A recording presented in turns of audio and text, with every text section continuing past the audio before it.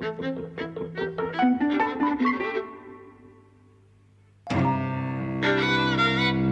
and welcome to Eavesdropping at the Movies. I'm Mike. And I'm José. And we're talking about A Pigeon Sat on a Branch Reflecting on Existence. Yes. A Swedish kind of black comedy, slow cinema, tableau sort of thing by Roy Andersson.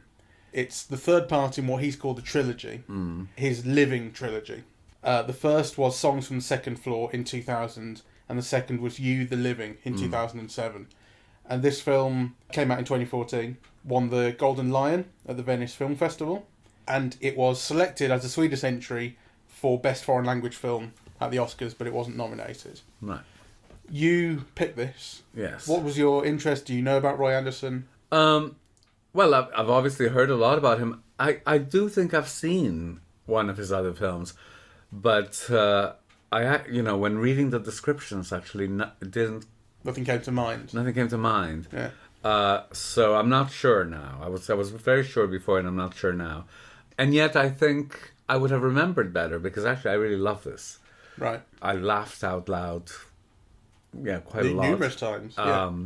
So the absurdist humor is one I share. Yeah. I wouldn't say it's black humor. Well, I think. Okay. Or at least a lot of it. Or at least, maybe not all the humour, but the overall tone, I think, has a real kind of existential darkness to it. Ah, yes. But that's different than black humor. It is, but I think a lot of that comes out of the humour as well. Yeah. You know? I mean, the film starts off with a guy uncorking a bottle of wine, having a heart attack and dying, and his wife's in the background. Okay, you're right. Cooking dinner, not noticing, singing. It has things like that, you know. Yes, things like that one laughs at. Yeah. Yeah. So. I mean, you laughed your head off at the monkey. Yes, I did. There's a monkey with it's obviously an animatronic monkey, but for the purposes, it's a real monkey, and its head is open. There's tissue with a blood stain, and it's locked into this metal sort of vice, and it's just holding it in place. And its brain is being electrocuted, and it's screaming. And there are two scientists milling about, not paying any attention to it. Well, it's not only that they're not paying attention; it's that one of them is talking to her husband or partner or whatever, and saying, "How are you, dear? Are you okay?" Yeah. And meanwhile, the monkey's going, "Ah!" Yeah, exactly. You love that. I did love that. It's a film that's got a few things like that in it. Although that is a bit outre. I mean, for the film, a lot of it is, while absurdist, is less. That's kind of on the wilder side, the monkey bit. Well, actually, I think a lot of the things are so inventive and imaginative and surreal. Really, I mean, I really love it. Yeah, I kind of. We should maybe try and say what the film's about or how it works. So, I mean, I would put it down as in the same ballpark as Playtime, which we saw not long ago, but less kind of energetic. I mean, I said at the start, it's in the realm of slow cinema, and I think that's true. It's true. I mean, the film is... I wouldn't say it's slow cinema, because it doesn't have long takes or something like that, but it's very gently paced. Oh, I mean, it does have long takes. I mean, these things are played out at length, and it's all on a tripod, isn't it? So they are technically long takes. They're not like show-off long takes. They're not like... Okay, yeah. Yeah, they're not like the opening of Boogie Nights sort of thing. They're not Bellatar, let's put it that way. Yeah. So, well, anyway, it doesn't matter whether it's slow cinema or not. It's very gently paced. There's a lot going on. It's kind of deadpan humor. Yeah. A lot of it I find quite theatrical. Yeah, that it's based on repetition. Yeah, it's almost like gags. Is it Wednesday? Is it Wednesday? Is it Wednesday? Yeah. Yes, it's Wednesday. Yes, it's Wednesday. Yeah. So, Think about selling the toys comes up in repeated scenes. Yeah. And it's always the same spiel. Yeah. So, but I think this is very gentle and it's very kind, I think. And it's very absurdist. It's very empathetic with people who in the culture I suppose would be classified as losers, as kind of the underdogs, kind of people who are poor, and certainly the toy salesman.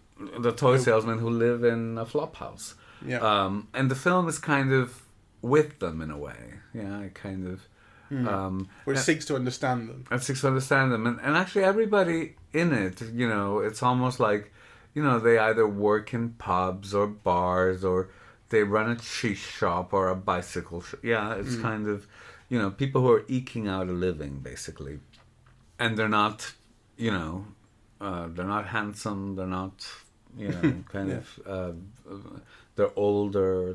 It's almost like kind of, they are people who are contemplating existence for a reason.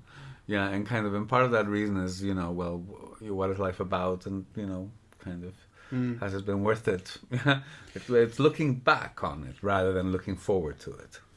Yeah. I mean, I would say, for me, I didn't so much think it was like them contemplating existence, but the film contemplating them.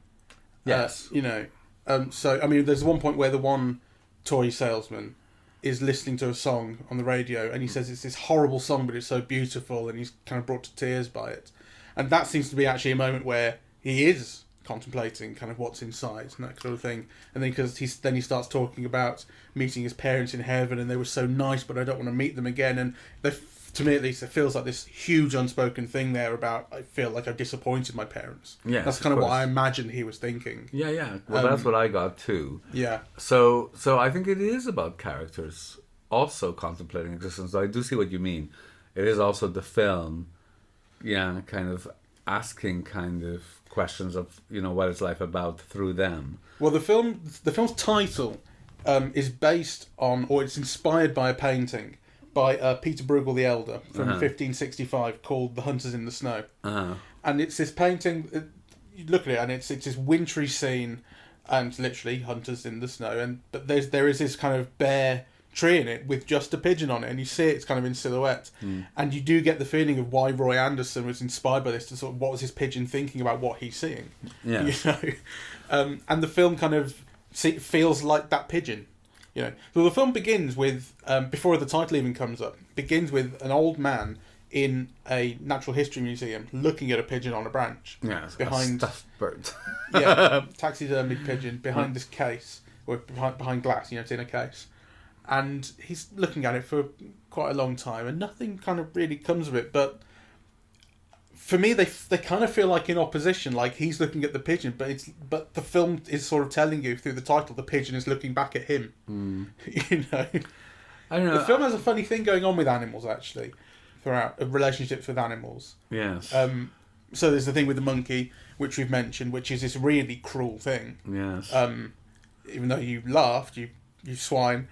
But yes. It's a very cruel thing to kind of put this monkey in this, essentially a torture device, in what appears to be the name of science. Yes. And then to be ignoring it while this, it's going through this pain that you've set up for it. There's the lovers on the beach and the dog sitting next to them. That's a much more kind of, much more comfortable or much more happy scene. The dog, he's feeling her up, and they're together, and the dog just kind of comfortably sits down next to them, and that's very nice and kind of bucolic. Horses. Yeah, the horses that the sort of 1700s army Charles XII ride in on, sort of invading this modern day pub. That's actually where the film sort of began to lose my sympathy, I must say. I love that. Yeah. I love that. It was like a flight into surrealism, but with a kind of a drab, gentle tone. And actually, I love that because it uses the music. The segue into that scene is the music that ends Luis Buñuel's Viridiana. Yeah, it's when Paco Raval invites his cousin to have a threesome. and the film switches into this rock and roll song, and that's the rock and roll song that begins this kind of surreal sequence, where you're in a bar, and it's a modern bar with cars, you can see through the window, and then comes these horses, and you think, oh, it's like some kind of orange parade or something. Yeah. Right. And then, no, it turns out it is like Charles XII coming into the bar. Yes. Yeah. So I thought that was fabulous. And actually in that sequence, you get a whole bunch of things. So, women leave this bar, then by the end of it, they're all widows. And, it turns out Charles XII is gay, and he picks up the young barman and kind of, brings him into war, into his tent, and he doesn't return. So he's obviously someone who's died. So there are all, in these little vignettes, there are all these questions of existence and what is life about, and and actually that has a very interesting rhyme with the bar sequence. So you're introduced to these two salesmen, but there's someone else drinking in the bar, and then it turns out that he's been drinking there for 60 years, and then you get a flashback to 60 years ago, and you have all the soldiers and the Navy people, and kind of that song where they get a free drink if they kiss the barmaid. Yeah, and of course they all do. And so but that 1945, right? So so it's another war. Although they were neutral, weren't they, Swedish? I don't know. I think so. Well, I don't know. Yeah. Whether they are I don't or know not. whether that makes a difference or not. Yeah. But And that scene also has this thing of what has this guy's life been about, right? He's been there to drink a shot every day for the last 60 years. He's now deaf. He can't hear people saying goodnight to him, though people still care to say goodnight to him. He is known to them, and presumably they have some affection for him, because the barmaid tells the other guy off for being rude. I kind of... You get all of these little sideways glances into, the lives of not even ordinary people who do seem to be on the margins of society. I mean, kind of... so it begins with 3 deaths. There's a kind of an emptiness to the decor. It's very minimalist. People's houses are very clean. They don't have things. They don't have objects. They might have chairs. I would say sparse. That's the word that came to mind for me. Yeah. Okay. It's a sparse design and wintry kind of. It has the feeling of like a leafless tree. Yes. It's all drab browns or greys or greys, light greens. That kind of palette. It's very gentle, and at the same time, it has moments. So within this gentle, drab, distant kind of tone, with a humorous curlicue edge, you sometimes get moments of savagery.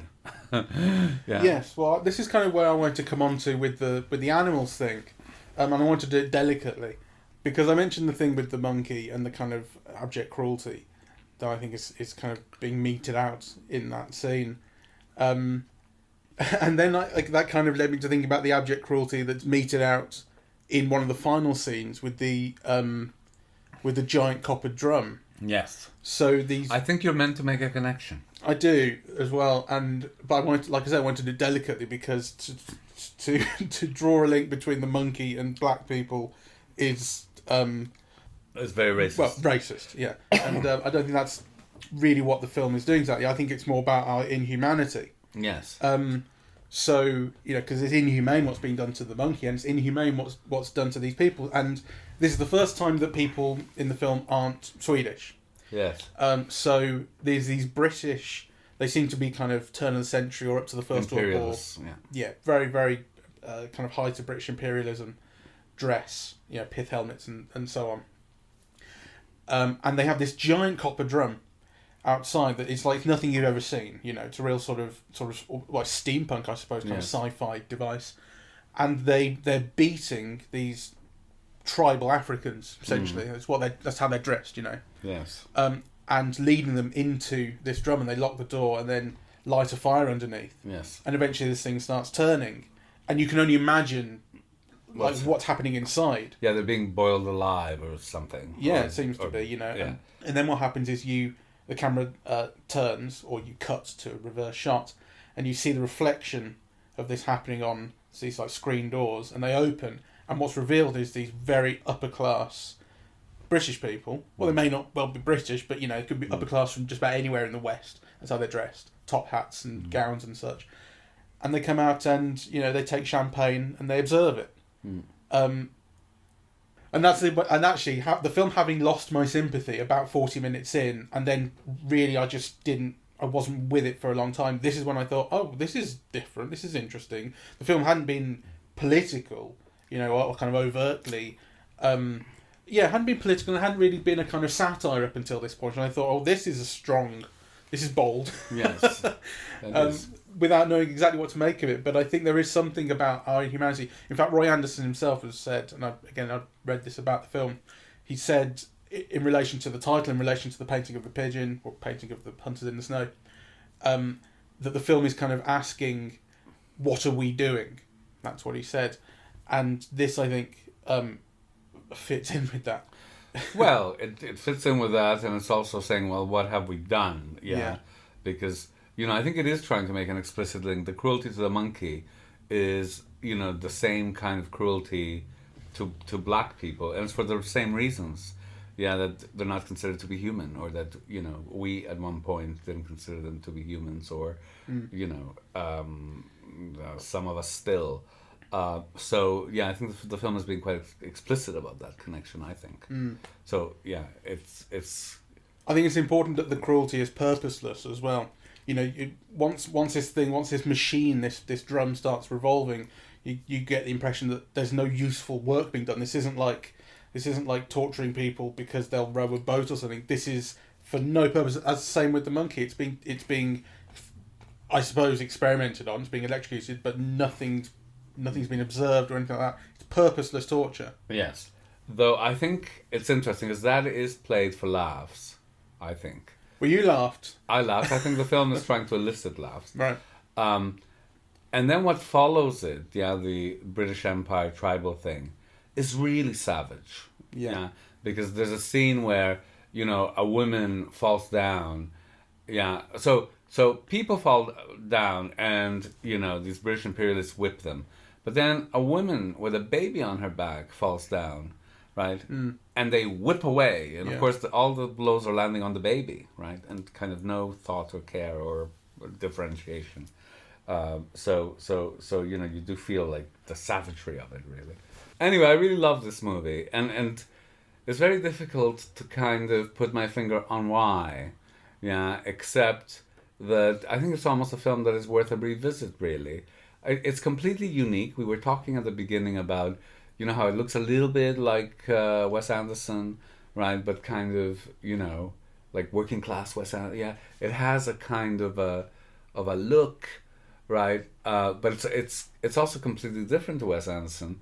It's kind of low energy. Yeah, it's got these rhythms. Yeah, that are kind of gentler. It does have like flights of absurdism. It's a lot sketchier, than Wes Anderson.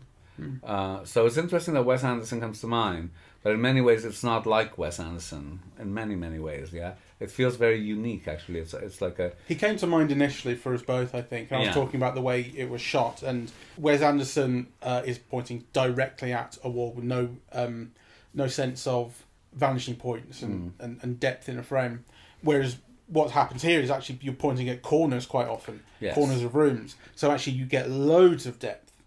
Sometimes you feel like there's a cartoony quality to what Wes Anderson is doing. He makes his frames feel quite flat. I think that to me at least is kind of a defining feeling that I get when I think about his films. But here, no, there are foregrounds and backgrounds to everything, and sometimes they play off each other very interestingly, or there's action happening in a background that's completely separate to what's happening in a foreground, but you're watching them both at once. That's why I referred to Playtime at the start, because I think there is a real, although I think we can agree this is lower energy, I think there's a kinship in terms of how it's trying to observe life, or observe kind of oddnesses that crop out of interactions between people, and how it's trying to stage things in depth or in different parts of the frame at length, giving you the time to absorb a scene. I see what you mean. I wouldn't make too much of that connection either. I think, to me this is really like a singular voice. It kind of, I don't think I've seen anything quite like this before. The combination of the drabness, the low energy, the sympathy, the moments of savagery. I think maybe also I'm a bit prejudiced because there is something about that Swedish accent, right? that, you know, it has that musicality, but Sure, kind of low scale, yeah, that it always goes down. And then these working or sub-working class people, you know, dying or, you know, not being able to sell their vampire teeth. And yeah, it is kind of, it feels unique in a way, yeah. I do know what you mean. You know, it's a show I can't think of, you know, by name. Well, I mean, I suppose I can. Like, I mean, I do think this has a similarity to Playtime. I think it has a similarity to the short film that I mentioned in the Playtime podcast that I recently showed you, the External World by David O'Reilly. You know, again, it's a series of vignettes set around a central place. A lot of them involving the same characters or the same locations that you revisit and things kind of develop. So these mini storylines. Again, that had higher energy than this. I think that's a really defining aspect to this film. Is the lower energy and the lower tempo. But I mean, I do see kinships that it shares with other films. Well, more readily than in perhaps terms you of do. the film that you mention, you know, this has a kind of a gentleness and a kindness, that is not the same as that short film you mentioned. I mean, I think kindness is also something you see in Wes Anderson's films, you know, but his films are so full of things. They're so energetic in so many ways, visually and so on. Yeah, whereas, you know, this is a kind of a monochrome film. A lot of its effects come from a kind of stillness, you know, and minimalism, you know. So, and I think, you know, this is a film with great depth, that I feel I've not thought through elements yet, right? But you feel that in its stance and in its minimalism, there are serious questions being dramatized, not just asked, because you really get a sense of how they're dramatized. Like so much of it seems theatrical, you know, the staging, the kind of the repetitions, the way dialogue is spoken, you know, moments of theater like Charles II coming out down his horse. Those are theatrical moments, that are kind of, you know, staged. So, and there's that tension between the drabness of, you know, how you're being shown it, and, you know, the theatricality of the concept of the thing. Yeah, I mean, that tension, I think you're right, that's there. It didn't do anything for me. I mean, I think overall I would definitely say this film wasn't my cup of tea. I think there are interesting things about it, and I was really engaged with it for the first 40 minutes until the first Charles XII scene in the bar. Actually, the reason that I turned off at that scene was not that all of a sudden this flight of fancy showed up with someone from a previous century turning up. It started off with the toy guys again, because their spiel about the toys that we're selling, and we've got the teeth, and then we've got this, and then we've got the mask. You'd seen it a couple of times before this, and when they showed up in the bar, and they're saying we're lost and stuff, they weren't there to sell toys, but of course they're going to. And I was thinking, oh, don't do the spiel again. And so when they started doing that, I thought, no, I have lost my sympathy with this right now.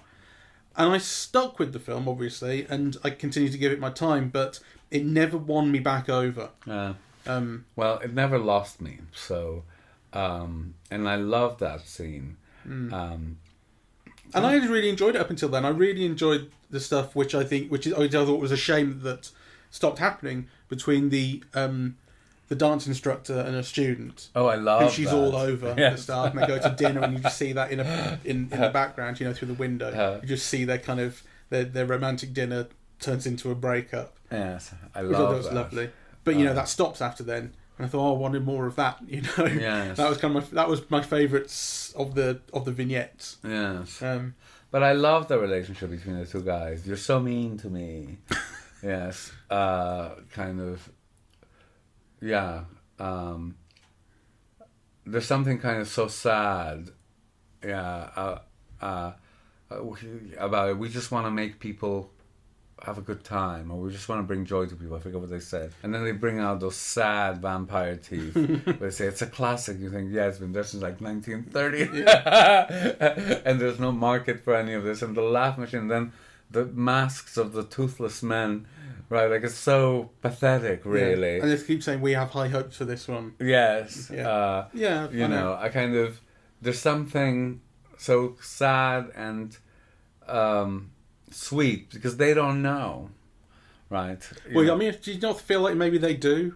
No, they do know that these things are rubbish, really. No, because I mean, would that not explain the fact that they have absolutely no energy in their spiel? No, I mean, no. I think because you see that lack of energy in their whole life, but also you see a bond between the two men, and a kind of a care and a looking after in all the sadness. I thought it was very touching.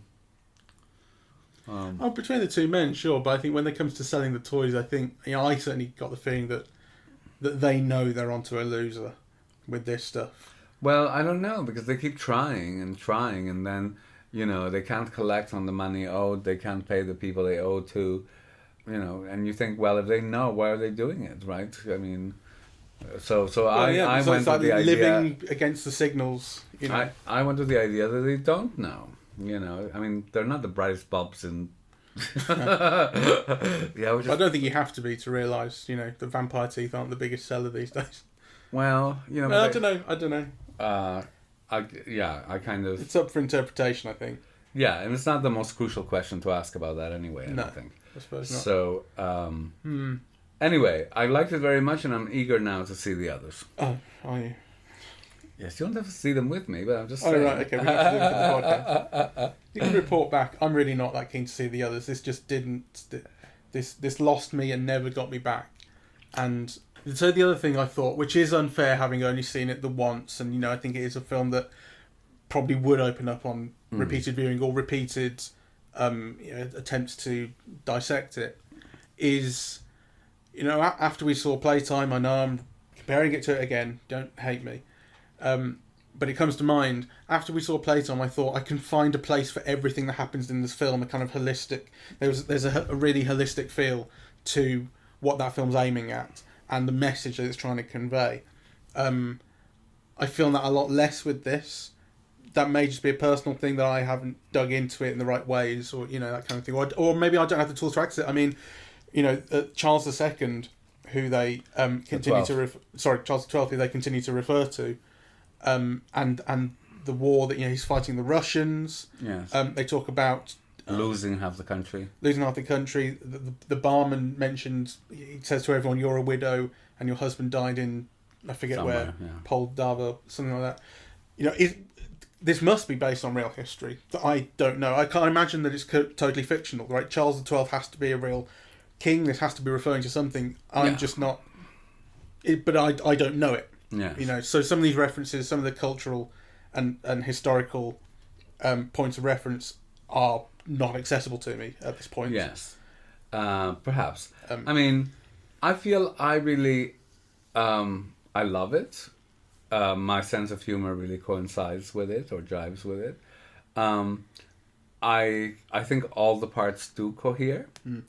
I think I would like to explore it some more. I said, kind of, you really feel that it's a film that's asking you to think and to feel, and without forcing you into it, or without being obvious, or without symbolizing, and also, that it's a very empathetic but critical film. Like I said, sometimes, it's absurdist and surreal, and sometimes it's just really savage, all within like this gentle, everyday, quotidian kind of drabness, and I it really kind of spoke to me.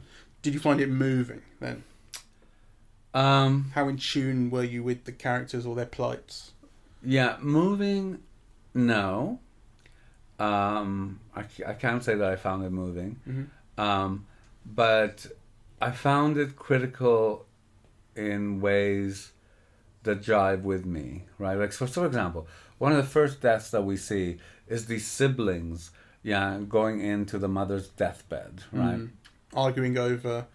and then the mother... that she's clutching in her bag still. The mother's clutching her bag. And actually, all of these relationships come in that moment. The elderly sister tells her brother, "You've always been mean." You know, the other one is thinking, "Oh well, the doctor says she's not going to die today, but you know she'll be another 24 hours, so we can go home. Oh, we can't go home and leave her bag with her money, right? Like she's got 70,000 in there, plus father's watch and her wedding ring. Like, you know, kind of that touches a bell with me. I've seen that, like, and also there's this fantastic. I don't know if you've ever read Kazantzaki's. They made it into that film with Anthony Quinn, Zorbel. Oh, right, Zorbel the Great.